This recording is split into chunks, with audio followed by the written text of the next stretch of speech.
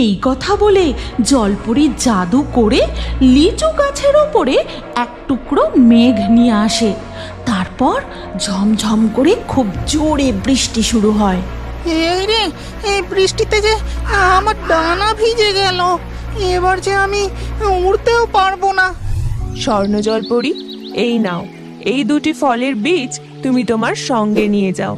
তোমাদের জলরাজ্যের কাছাকাছি নদীর পাড়ে কোনো স্থলভূমিতে এই বীজ পুঁতে দিও। তা থেকেই তৈরি হবে জাদুর লিচু ও জাদুর আম গাছ। কিন্তু আমার দেওয়া শর্তটি ভুলে যেও না যেন। ঠিক আছে প্রকৃতি দেবী, আপনার কথা মতো আমি তাই করব। এবার তবে আমি আসি। এই কথা বলে স্বর্ণজলপরি জলে ডুব দিয়ে এগিয়ে যেতে থাকে। তারপর তাদের নীল জলরাজ্যের কাছাকাছি এক নদীর পাড়ে জল থেকে মাথা তোলে। বাহ, এই জায়গাটা লিচু গাছ ও আম গাছ বসানোর একদম আদর্শ জায়গা। আমি এখানেই বীজগুলো রোপণ করি।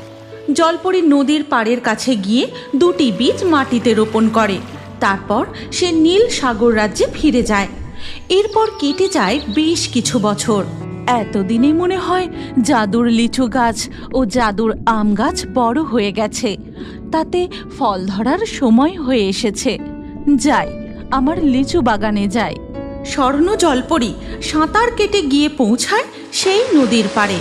আরে আরে, আমার লিচু গাছে ও আম গাছে কত ফল ধরেছে, কি সুন্দর লাগছে। জলপরীর লিচু গাছে প্রচুর লাল লাল লিচু ধরে, কিন্তু তখনই জলপরি লক্ষ্য করে তার গাছে বেশ কিছু টিয়া পাখি বসে লিচু খাচ্ছে।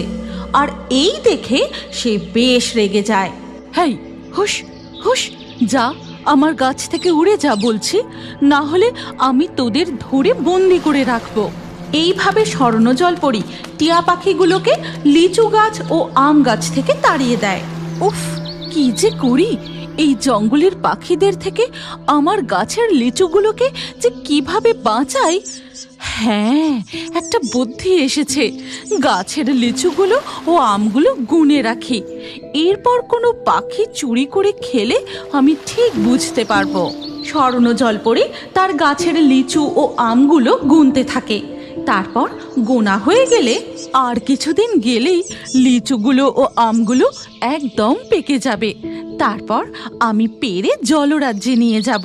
যাই, এবার আমার জলরাজ্যে ফিরে যাবার সময় হয়ে গেছে। কাল সকালে এসে আবার পাহারা দিতে হবে। এই কথা বলে স্বর্ণজলপরি জলে ডুব দিয়ে চলে যায়। তখন সেইখান দিয়ে উড়ে যাচ্ছিল